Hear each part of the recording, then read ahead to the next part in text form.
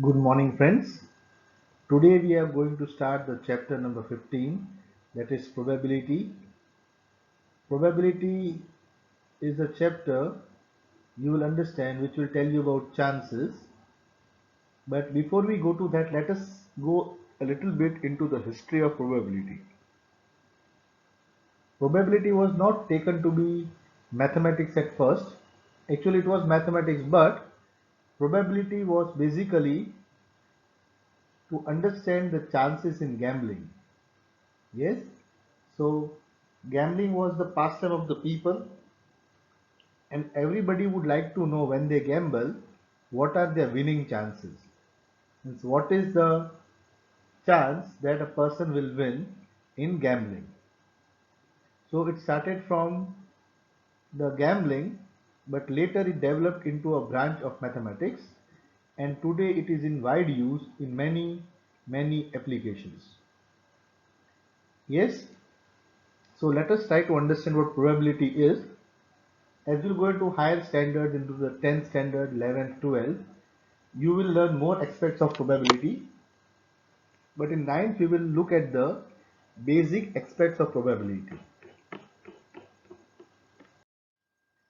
So, there are some sentences here. There is an 80% chance India will win the match.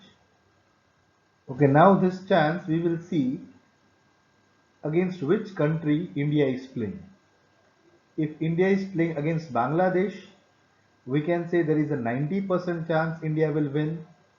If India is playing against Australia, we say there is a 60% chance India will win. Now, how do we say this?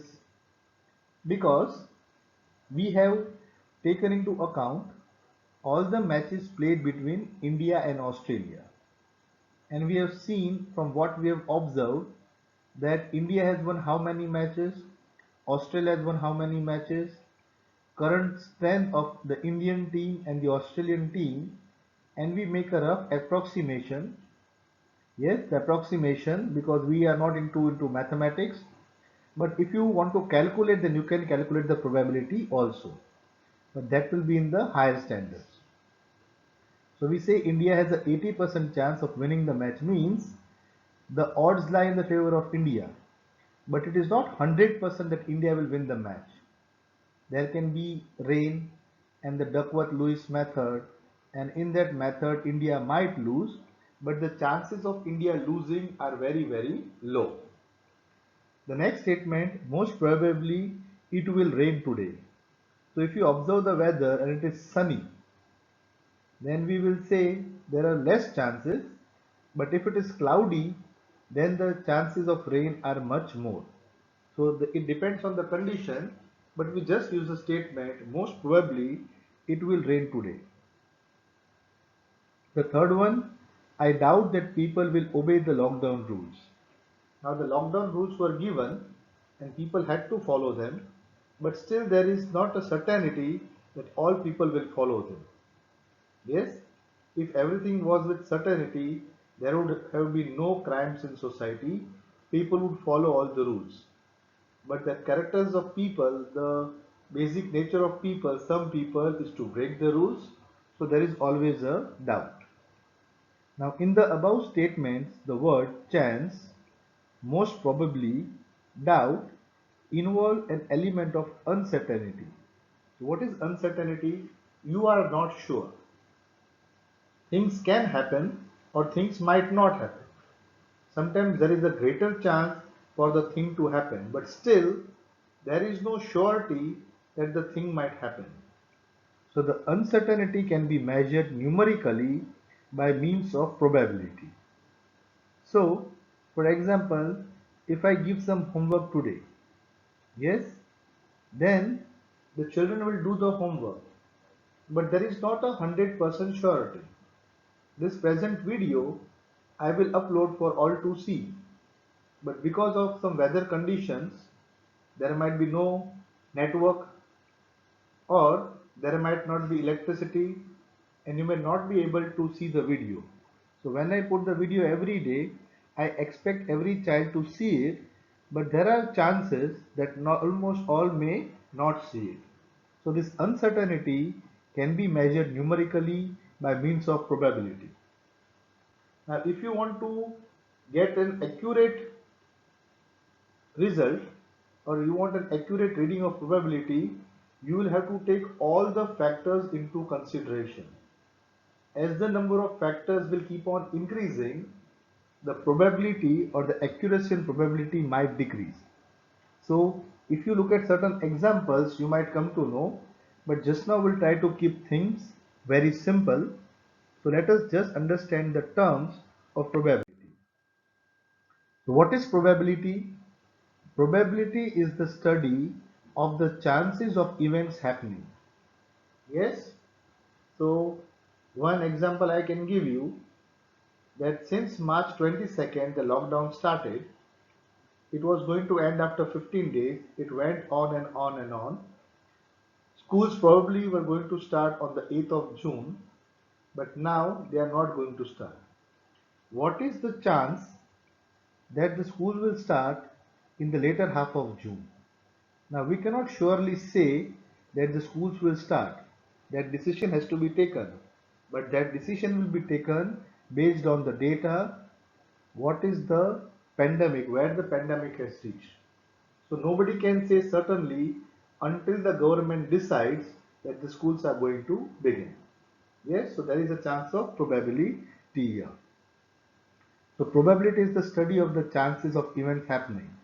Now, after this video, what you can do is write down 10 statements, whatever comes to your mind, whichever gives you the idea of probability. I gave you certain examples. You can think some examples of your own. Now some terms related to probability. Experiment and outcomes. Now we got experiment of scientific time. Yes, scientific experiment. But here what does an experiment or a trial mean? An operation which can produce some well-defined outcomes is called an experiment or a trial. Okay? So if you take a coin and you toss a coin, what will be the output? Either a head or a tail. So given the example, if a coin is tossed 20 times, then each toss is called an experiment or a trial. Yes? So you are tossing the coin 20 times, but your experiment is tossing the coin each time. When you toss a coin, you might get a head or a tail. The head and tail are called outcomes. So I put one more example here. If you roll a dice, it is also called a die. If you roll a die, then what are the numbers on the die? 1, 2, 3, 4, 5, 6. So when we play a game like Ludo, we roll the die. So whatever number is on the top surface is considered to be the outcome. So the possible outcome is 1 or 2 or 3 or 4 or 5 or 6. So when you toss a coin, there are only two possible outcomes, either a head or a tail. And when you roll a dice, there are six possible outcomes, either 1 or 2, 3, 4, 5 or 6. So these are the outcomes. But what was the experiment? Tossing a coin is an experiment. Rolling a dice is an experiment. So there is experiment and there are outcomes. Okay. Now, in experiment we have random experiment. An experiment when repeated under identical conditions do not produce the same outcome every time, but produces one of the several possible outcomes is known as a random experiment. What does it mean? Again, the example of tossing a coin. When you toss a coin, you know the output will be either a head or a tail, but you don't know whether it will be a head or a tail. You cannot say for sure. You can only guess. It will either be a head or a tail. So suppose when you are playing a cricket match between two teams, one captain calls head. So why does he call head? He might think there is more chance of getting a head, or he might call a tail. He might think there is a more chance of getting a tail. So he knows it will either be a head or a tail, but he doesn't know for sure whether it will be head or tail. So such an experiment is called a random experiment. Yes. So again, when you roll a die, then you know the possible outcome can be 1, 2, 3, 4, 5 or 6, but you do not know what it will be. Yes. So tell me by your logic, which is a easier bet to take, tossing a coin or rolling a dice? Suppose I have given you choice that if you are correct, I will give you a Cadbury. I'll give you a Cadbury chocolate. Okay. So I tell you to guess. So which experiment will you choose? Will you choose tossing a coin or rolling a die? Yes, you will choose tossing a coin. Why? In tossing a coin, there are only two outcomes, head or tail. So you can be right in 50%. There is 50% chance that you are right because there is head and tail. There are two possible outcomes and you have chosen one. But in a rolling a dice, there are six possible outcomes. Sorry, 1, 2, 3, 4, 5, and 6. So if you choose one number, there is only 1 in 6 chances that you are right, but there is 5 in 6 chances that you are wrong. So you will definitely choose tossing the coin because your chances of winning are much higher in tossing the coin. The second is a deterministic experiment. An experiment, when repeated under identical conditions, produce the same outcome every time. Okay. Now, what is a determinist experiment? A scientific experiment, when done under proper conditions, can be called a determinist experiment. But sometimes, in some gambling dens, some people cheat. Yes, they may put some ball bearing inside the dice, and when they roll, a certain number may come again and again and again. In Mahabharata, if you remember, then Shakuni had altered the dice. He was good at gambling and he could produce numbers at will. Now, if we look at probabilistic methods, then Shakuni cannot get the right number every time. If he is getting the right number means he must have altered the dice in some way. So when you know exactly what the outcome is going to be, you can call it a deterministic experiment, but then it is not a fair coin or a fair dice. Means the person might not be playing fair. So what is an event now? So every event, we say there's a probability of an event. Yes, whenever we say probability, we say probability of an event. What is an event? An event is a possible outcome or a combination of outcomes. So what is the event now? It's a possible outcome or a combination of outcomes. So getting a head in the toss of a coin is an event. So what is my experiment here again? What is my experiment? Tossing of the coin was the experiment. Okay. What are the outcomes? Head or tail? And what is the event I choose? I choose the event that it will be a head. So is it clear to you? I repeat one more time. Tossing the coin is an experiment. The possible outcomes are head and tail. The chance that head will occur or the event that head will occur is an event here. That getting a head is the event. Same way for rolling a die. Rolling a die is an experiment. 1, 2, 3, 4, 5 and 6 are the possible outcomes. I say that the outcome will be a prime number.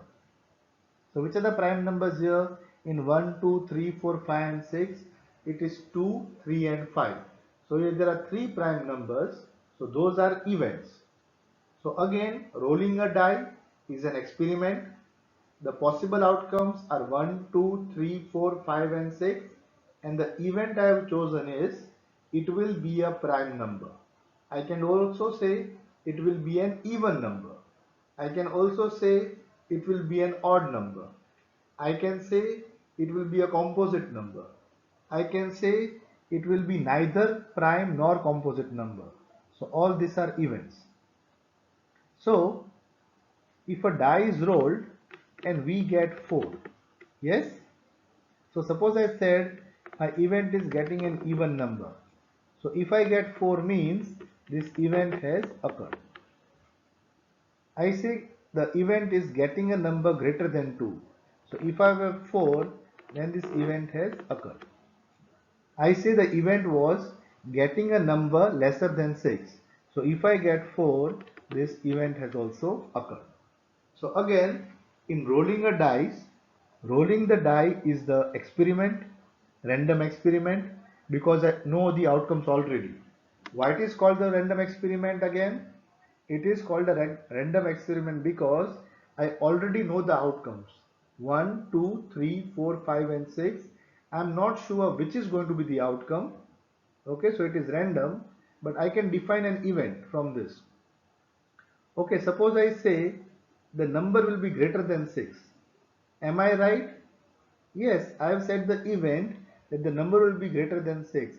Means 7, 8, 9 or 10 or whatever, but that is not possible. But it can be called an event. So what is the occurrence of an event? An event associated with a random experiment is said to be to occur or happen in a trial if the outcome favors E. Yes? So when I say my event E is a prime number, so if the dice gets 2, 3 or 5, then it favors the outcome. If it gets 1, 4 or 6, it does not favor the outcome. What is an elementary event? An event having only one outcome is called an elementary event. So when I toss a coin, getting a head, only one head is an elementary event. I call it E1, event 1. Getting a tail is an elementary event I call E2. When I roll a dice, 1 is an elementary event, 2 is an elementary event, 3. So what does elementary mean? Only one outcome, only one. So there is only one way of getting a 2, that is when the surface of the die has got 2. There is only one way getting a 4. There is only one way I can have head, only one way I can have tail. So elementary event means having only one outcome. Other than elementary event, we have a compound event. A compound event has a collection of two or more elementary events. Now here the experiment has changed. In this experiment, I don't toss the coin once. I toss the coin 2 times. Yes? So what are the possible outcomes? Let us write. If I toss it once, I may get a head at the first try and head at the second try. Or I may get a head at the first try and a tail at the second try. Or I may get a tail at the first try and a head at the second try. Or I may get a tail at the first try and a tail at the second try. So all these four outcomes,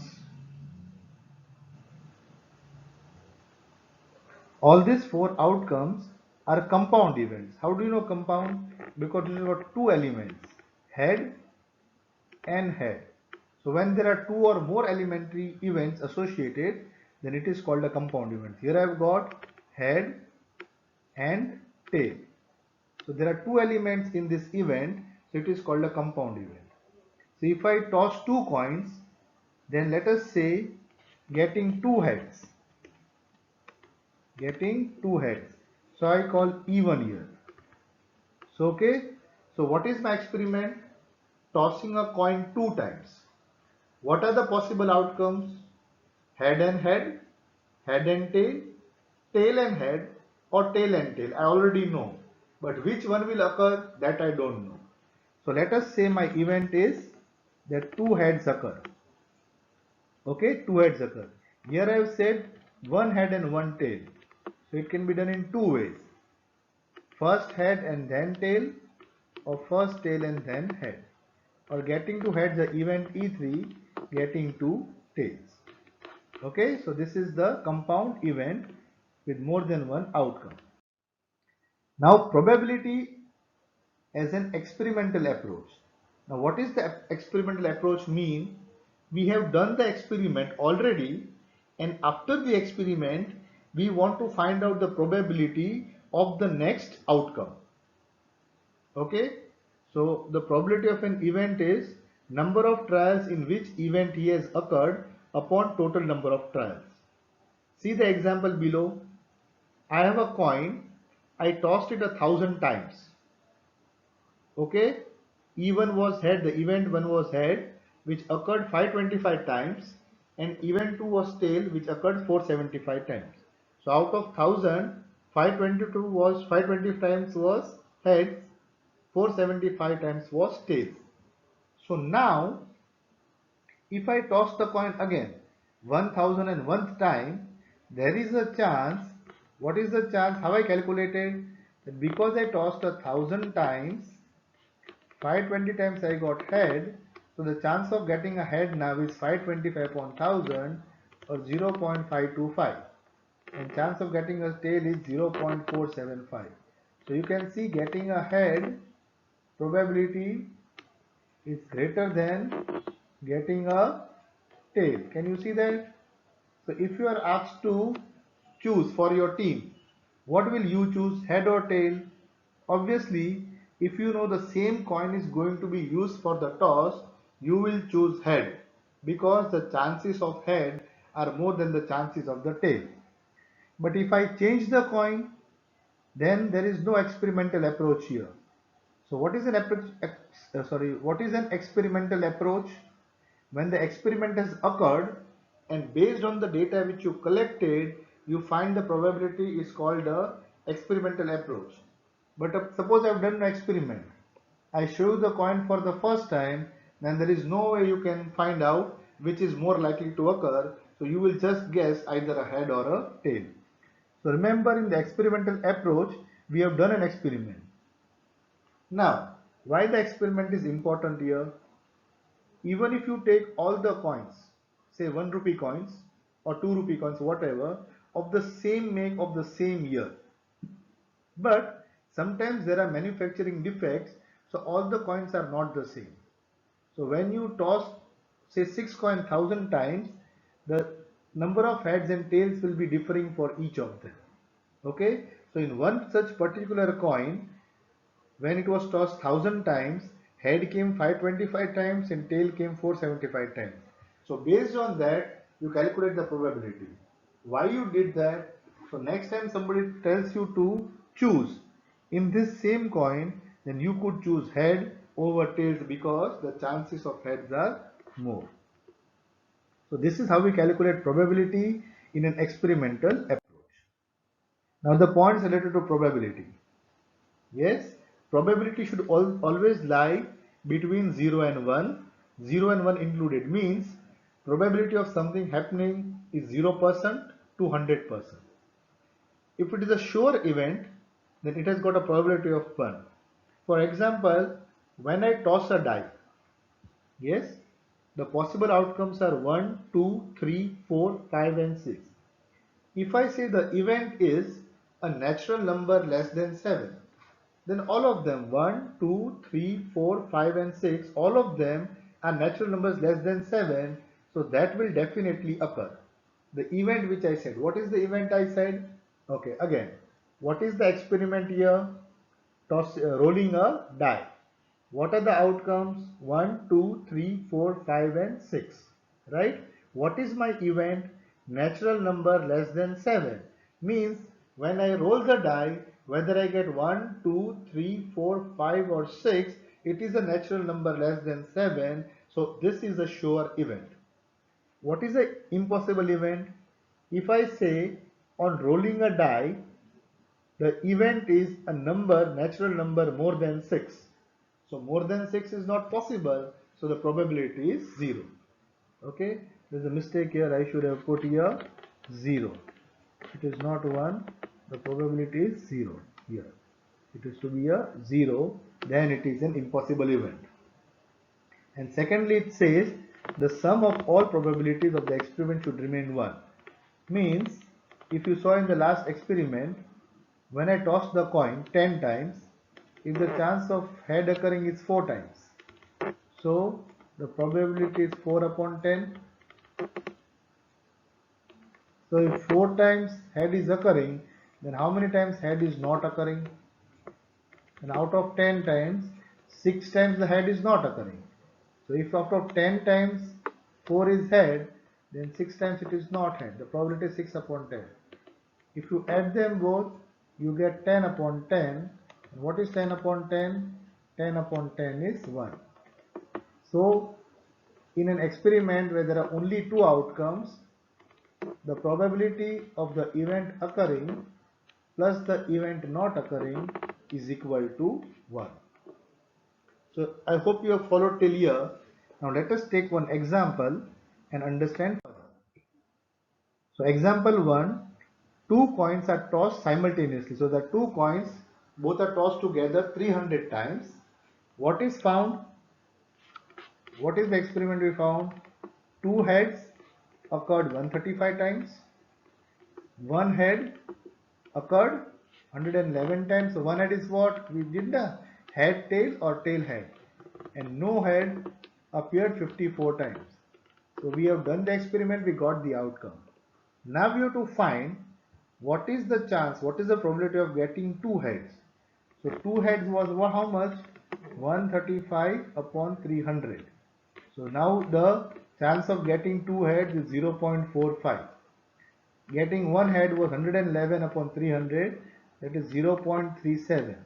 And getting no head was 54 upon 0.48. You can say this is the probability based on the experiment, right? So now if I give you a chance that choose an event, and if your event is correct, I will give you a Cadbury. What will you choose? You will choose two heads because the probability is higher, 0.45. But the addition of this two is 0.55, means the chance of you being wrong is how much? 0.55. How did you get this? Did you follow? There are three outcomes here. So when I tell you to choose, you can be right only in one outcome, you will be wrong in the other two outcomes. But note here, in this experiment, P of E1, that is 0.45, plus P of E2 0.37, plus P of E3 0.18 will give you 1. So this is the idea of probability. I hope you like this lecture. I hope you like this topic also. So what is the work I've given to you? Now you have to make 10 sentences, not mathematical. You can make general 10 sentences which talks about probability. What it was, I doubt, the chance of this happening, or the uncertainty, or the surety, or the frequency. Yes, you can use 10 sentences and you can send it to me. Thank you.